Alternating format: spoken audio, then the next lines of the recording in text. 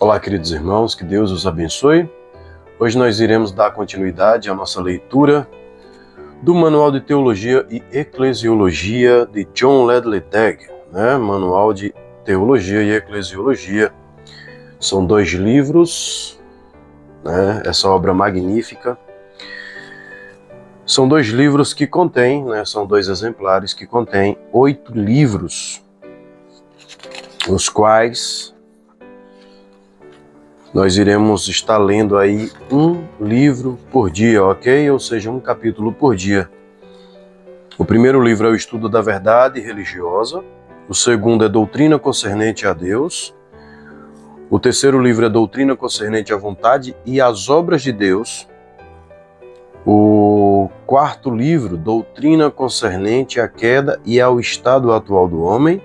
Quinto livro, Doutrina Concernente a Jesus Cristo. O sexto livro, Doutrina Concernente ao Espírito Santo.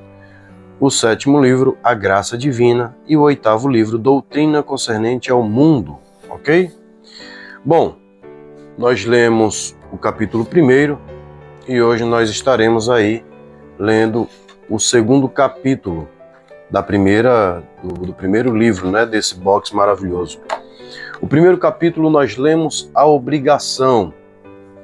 O segundo capítulo será fontes de conhecimento, ok?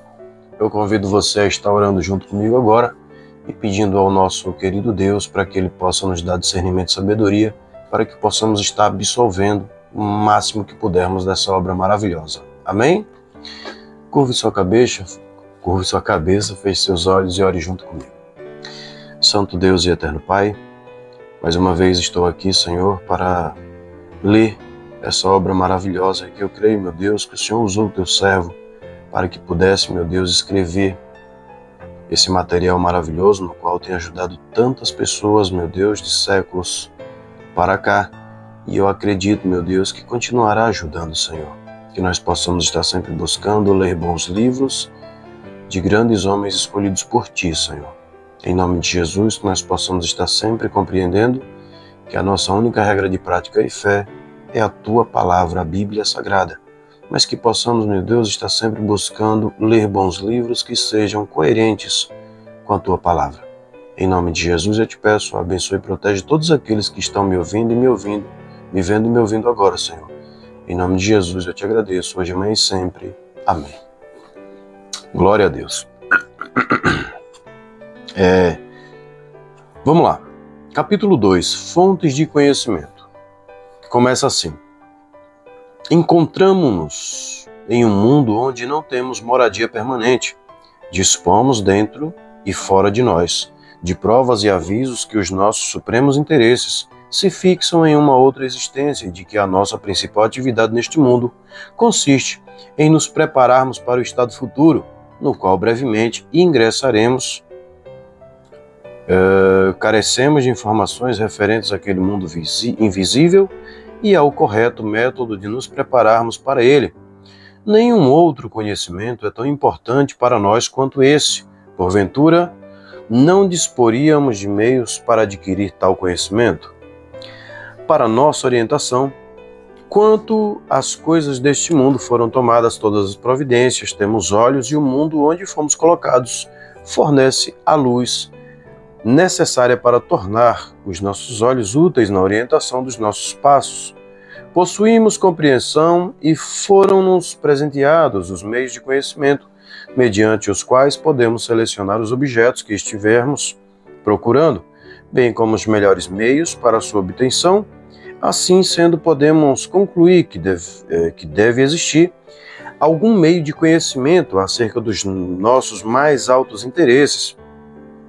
As fontes onde esse conhecimento pode ser obtido são as seguintes: nossos sentimentos morais e religiosos. Os animais possuem instintos por meio dos quais são guiados. No ser humano também existem propensões instintivas adaptadas à sua natureza, às condições e às circunstâncias de sua existência. O afeto maternal não é característica exclusiva do mundo animal, como se fosse um instinto peculiar aos irracionais, mas também pode ser encontrado em em elevado grau nas mães humanas. Esse instinto mistura-se naturalmente no seio materno com sentimentos morais e religiosos peculiares e inseparáveis à natureza humana. A mãe sente a obrigação moral de velar por seu infante antes mesmo de raciocinar sobre a questão, quando procuramos determinar o que é certo e o que é errado. Mediante algum processo de raciocínio, ajuizamos em harmonia com alguma lei ou regra do direito. Entretanto, no caso de uma mãe, ela é uma lei para si mesma. A mãe não precisa de influências extras para ensiná-la quanto ao dever de cuidar de seus filhos. O pecado pode aviltar de tal maneira a natureza humana que certas mães perdem seus afetos naturais. E essas mães deixam de exibir sinais de sentimentos morais, todavia, por mais que esteja enterrado debaixo de nossas corrupções. Esse princípio moral é um elemento constitutivo da nossa natureza. Por esse motivo, até mesmo os pagãos são uma lei para si mesmos, trazendo a obra da lei gravada naturalmente em seus corações. O senso moral, que a princípio coopera com o afeto maternal instintivo, induzindo a mãe a cuidar dos seus filhos, posteriormente, coopera com a sua razão para que ela planeje o melhor método de promover o bem das suas crianças. Quando foi preciso determinar qual dentre duas mulheres era a mãe de uma criança viva, reclamada por ambas como sua, a sabedoria de Salomão decidiu que a relação maternal existiria onde existe o afeto maternal. Com base nesse mesmo princípio, e alicerçado sobre nossos sentimentos morais e religiosos, podemos entender a nossa relação para com o governo moral e para com o governante supremo. Escudados nessa lei gravada e indelevelmente em nossos corações, poderíamos obter muito conhecimento religioso se a queda do homem no pecado não tivesse obscurecido aquela gravação. Os sentimentos morais e religiosos de nossos semelhantes. Fomos criados para viver em sociedade e somos capazes de nos beneficiar reciprocamente nas coisas desta vida. Bem como no que tange às realidades da vida futura, os juízos a que outras pessoas têm chegado nos ajudam em nossos próprios juízos, e os sentimentos morais e religiosos de outras pessoas, por semelhante modo, podem ajudar-nos em nossos próprios. Na aprovação ou desaprovação da humanidade, descobrimos o importante meio de sabermos o que está certo e o que está errado. Porque essa razão faz parte das regras do dever praticarmos aquelas coisas que são de boa reputação. Se algum antigo escrito nos for transmitido através de numerosas cópias, todas elas mutiladas e quase apagadas, a probabilidade de determinarmos o escrito original será bem maior se compararmos muitas cópias umas com as outras do que possuirmos apenas uma cópia. Por esta razão, o senso moral e religioso da humanidade em geral é uma fonte de conhecimento mais digna de confiança do que se examinássemos apenas a natureza moral de um único indivíduo. A consciência insensibilizada de um único transgressor talvez falhe em reprová-lo, mesmo quando seus crimes choquem o senso moral de uma comunidade inteira, mas com base na desaprovação coletiva, ele poderia aprender quão iníqua tem sido a sua conduta, embora todo o seu senso moral tenha sido extinto em seu próprio peito.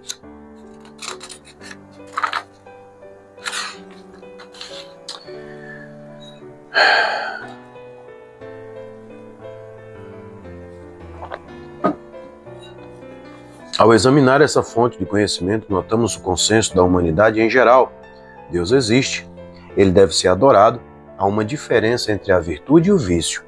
Existe um governo moral que é parcialmente administrado nesta vida pela providência divina. A alma humana é imortal, após a morte uma futura retribuição espera pelo indivíduo.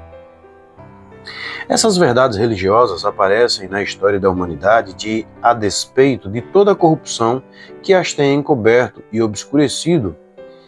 O curso da natureza, as coisas foram de tal maneira dispostas pelo Criador e governante do mundo que algumas ações tendem por promover e outras por destruir a felicidade do indivíduo e da sociedade. Observando essa tendência das ações, podemos aprender o que se deve fazer e o que se deve evitar.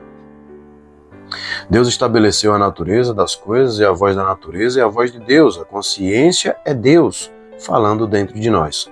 Mas em virtude do afastamento humano para longe de Deus, frequentemente a consciência nos anuncia falsos oráculos.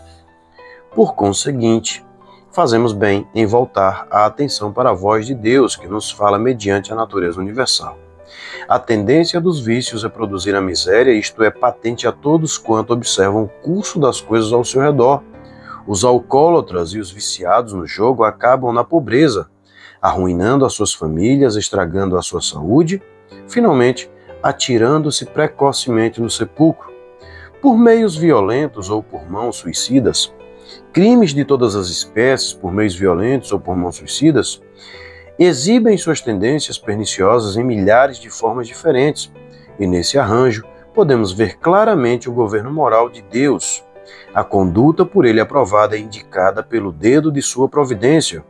O governo moral de Deus transparece nesta vida de maneiras suficientes para demonstrar sua existência. As imperfeições manifestas na presente administração fornecem provas satisfatórias de que esse governo se estende para além da vida, sendo aperfeiçoado no mundo por vir. O conhecimento religioso que pode ser obtido dessas três fontes constitui o que se chama de religião natural, embora insuficiente para satisfazer as necessidades do homem em sua condição decaída. Ela ensina as verdades fundamentais sobre as quais toda religião está alicerçada e conduz àquela fonte superior de conhecimento por intermédio da qual podemos nos tornar sábios para a salvação. Essa fonte superior é a revelação divina, visto que todos os demais meios de conhecimento são insuficientes para conduzir os homens à santidade e à felicidade.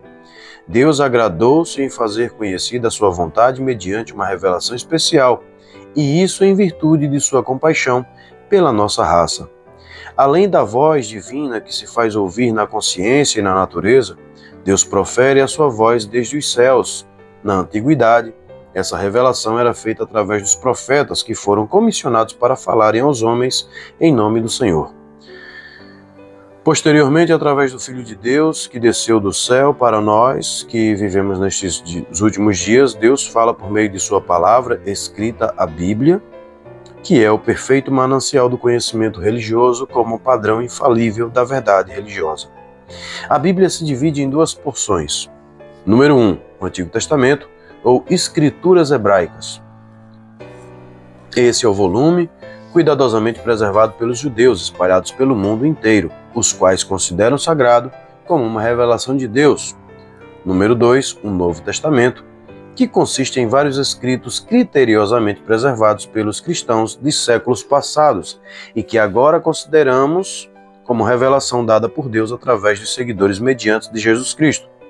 Nesta obra assumimos a posição de que a Bíblia é uma revelação de Deus. Se o leitor tem quaisquer dúvidas no tocante a este particular, poderá estudar com grande proveito pessoal qualquer dos numerosos compêndios existentes a respeito das evidências do cristianismo, ou então, na ausência de produções literárias mais elaboradas, poderá ler um pequeno livreto deste autor intitulado Origem e Autoridade da Bíblia. Inspiração e transmissão.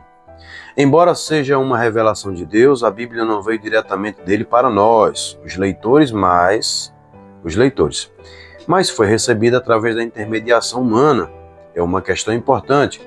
Se a sua veracidade e autoridade foram, de alguma maneira, prejudicadas ao passar por esse intermédio, a princípio, a agência humana foi utilizada quando a redação das Escrituras, bem como posteriormente por ocasião da sua transmissão mediante cópias e traduções que foram levadas até locais distantes no decurso de gerações sucessivas.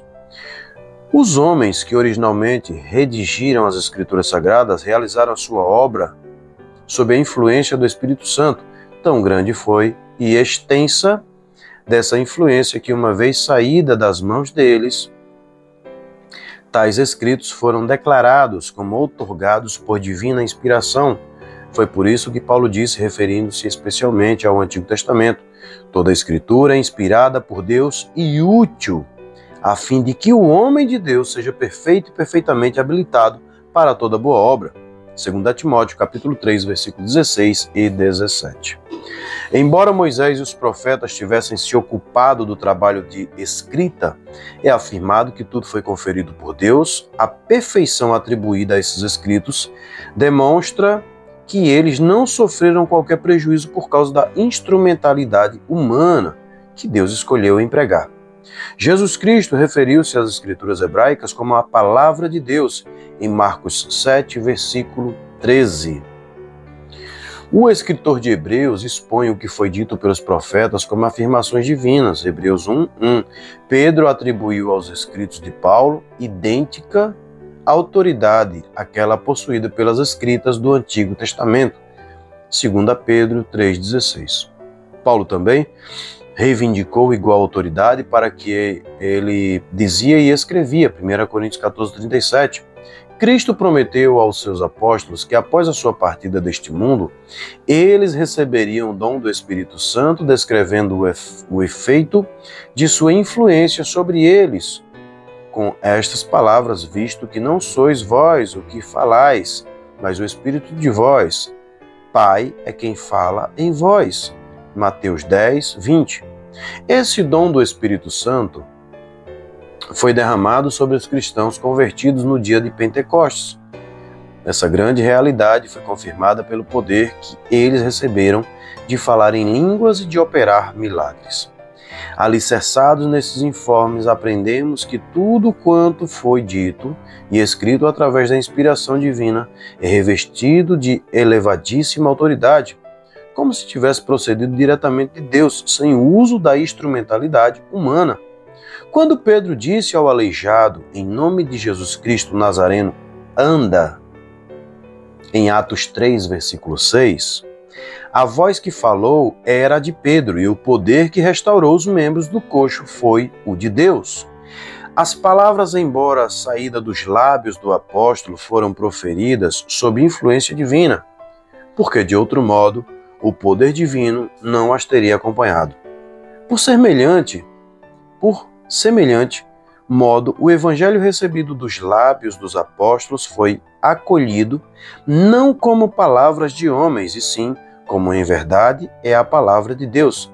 1 Tessalonicenses capítulo 2, versículo 13. Os homens que falaram e escreveram segundo eram impulsionados pelo Espírito do Senhor, foram instrumentos usados por Deus a fim de falarem e escreverem a sua palavra. As peculiaridades do pensamento, do sentimento, do estilo deles não puderam impedir que aquilo que diziam e escreviam fosse a palavra de Deus, apesar do seu tom de voz ou da sua caligrafia. A indagação que busca saber a inspiração divina desceu até os próprios vocábulos da revelação e não somente a pensamentos e raciocínios. É respondida por Paulo. Disto também falamos, não em palavras ensinadas pela sabedoria humana, mas ensinadas pelo Espírito. 1 Coríntios capítulo 12, 2, versículo 13. Os pensamentos e os raciocínios das mentes dos escritores sagrados não puderam servir de revelação para outras pessoas, enquanto não foram expressos por meio de palavras. Se a influência do Espírito Santo tivesse cessado antes que esses pensamentos e raciocínios tivessem recebido forma, ele não poderia ter feito qualquer revelação à humanidade, e estaríamos lendo a Bíblia hoje, não como a palavra de Deus, mas apenas como a palavra de homens bons e honestos, mas apenas homens falíveis. A ideia de que a expressão é apenas humana solapa a confiança com a qual a palavra de Deus merece ser acolhida, porquanto não saberíamos determinar quando ou até que ponto essa expressão poderia ter fracassado em sua tentativa de transmitir o sentido tensionado pelo Espírito de Deus.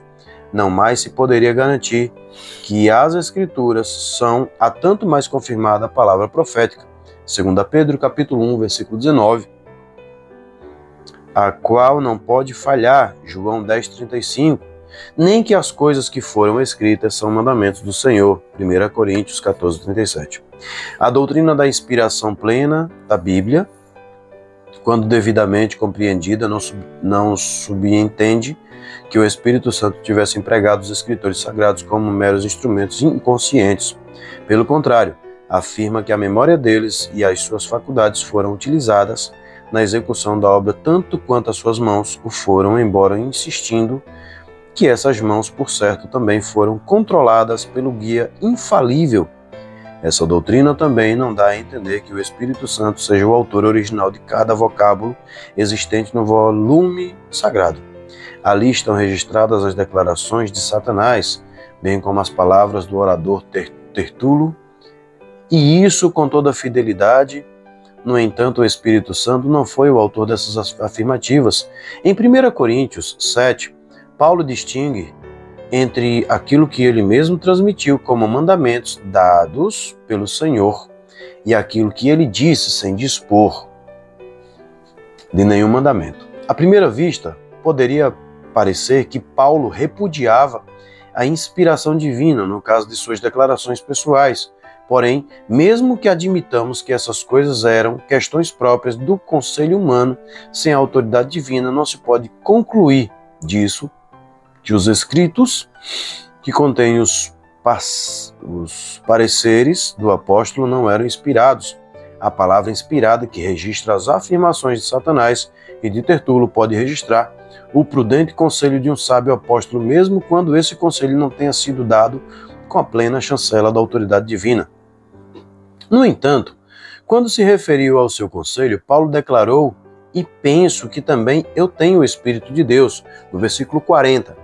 Ora, se Paulo pensava que aquele conselho fora dado através do Espírito, seria uma precipitação e imprudência de nossa parte se pensássemos de outra maneira?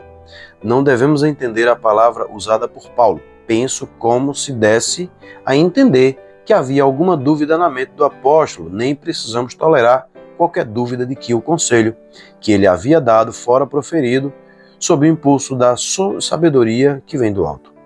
Embora as Escrituras Sagradas tivessem sido originalmente escritas sob a orientação infalível do Espírito Santo, não se segue disso que tenha ocorrido um milagre permanente, preservando as de todos os erros humanos de transcrição. Pelo contrário, sabemos que os manuscritos existem, diferentes uns dos outros, e nos lugares onde parecem diversas variantes, somente uma dessas formas pode ser a correta. Um milagre se fazia necessário na produção original das Escrituras, e em conformidade com isso, um milagre foi realizado. Mas a preservação da palavra inspirada com toda a perfeição necessária para corresponder aos propósitos para os quais ela fora dada, não exigia um milagre.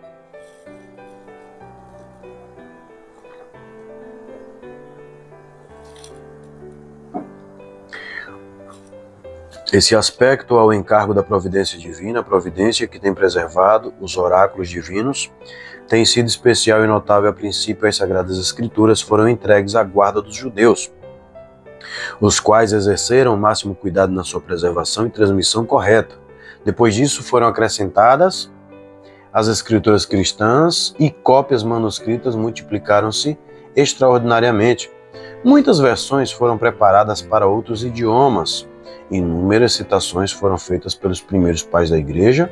Surgiram facções religiosas que, em controvérsia umas às outras, apelaram para os escritos sagrados e resguardaram sua pureza com vigilância incessante.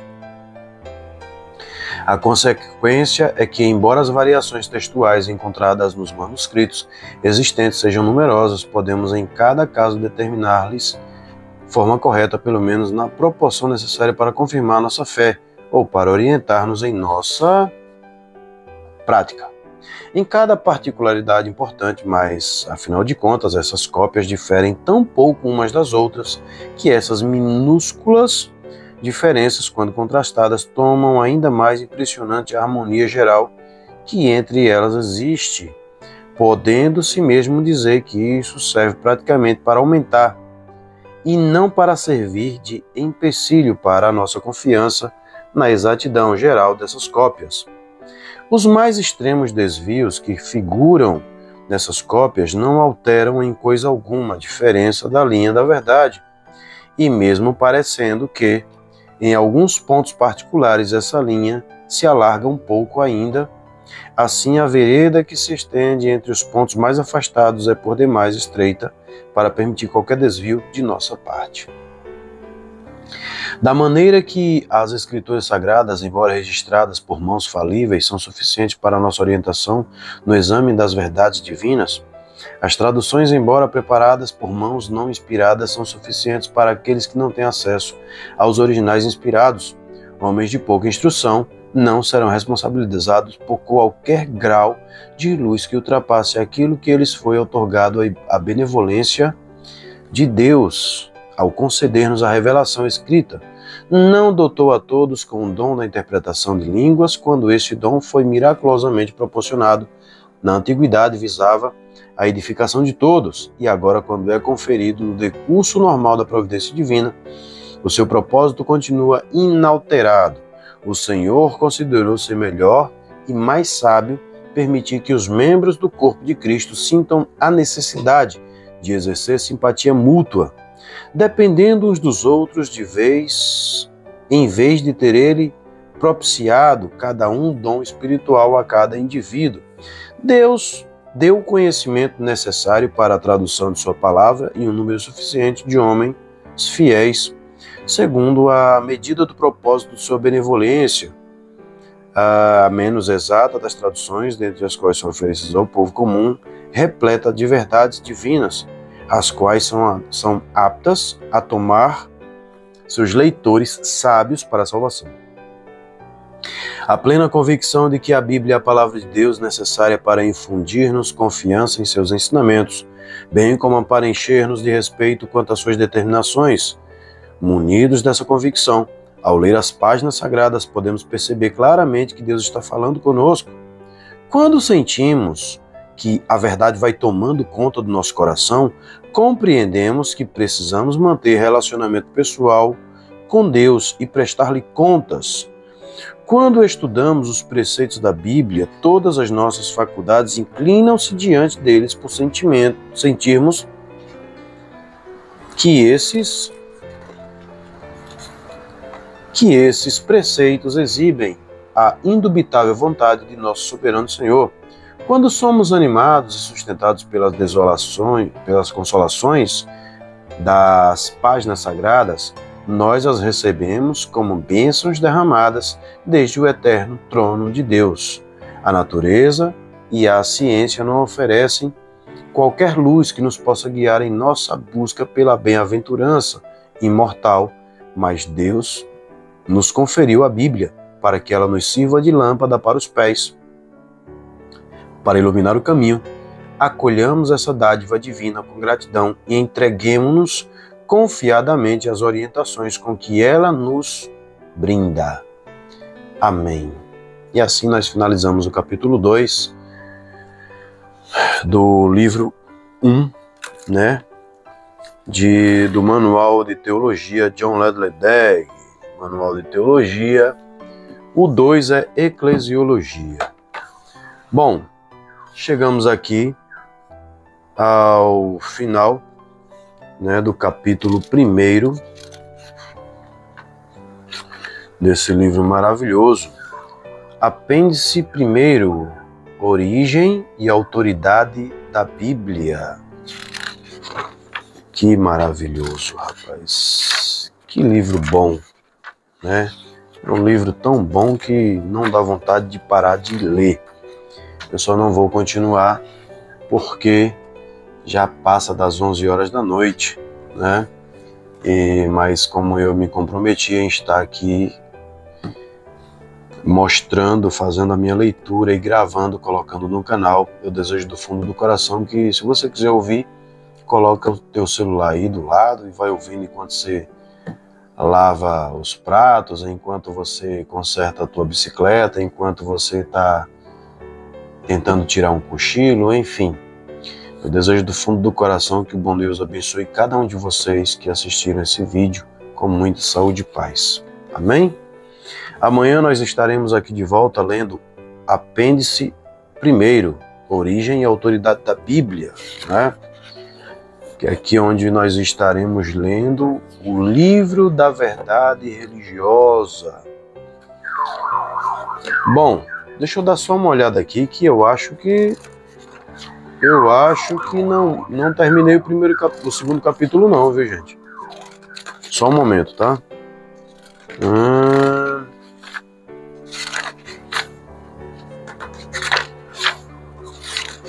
Meu Deus, será que eu terminei ou não o primeiro capítulo? Deixa eu ver aqui, viu? Se eu não terminei, eu termino. Ah, entendi. O livro 2, na realidade, doutrina concernente a Deus. O livro 2, né, nós lemos o primeiro. O primeiro livro, ele tem 2 capítulos, tá? Ele tem 2 capítulos, que foi o que nós lemos, 2 capítulos, que foi o que nós lemos aqui até a página 44, certo? Depois vem o apêndice 1, Origem e Autoridade da Bíblia, que nós iremos ler depois, tá? Aqui, ó. Capítulo 1, a obrigação. Capítulo 2, fontes de conhecimento.